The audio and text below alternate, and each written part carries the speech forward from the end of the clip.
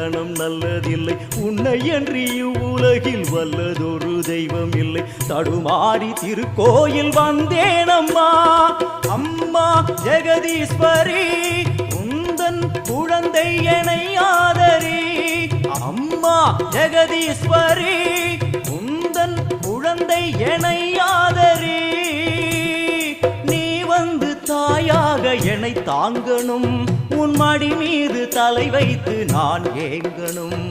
சலனங்கள் இல்லாமல் மனம் தூங்கணும், மனம் தூங்கணும், மனம் தூங்கணும். எங்களுக்கு குறையும் உண்டு, அதனை நான் அழுது சொல்லலாமா?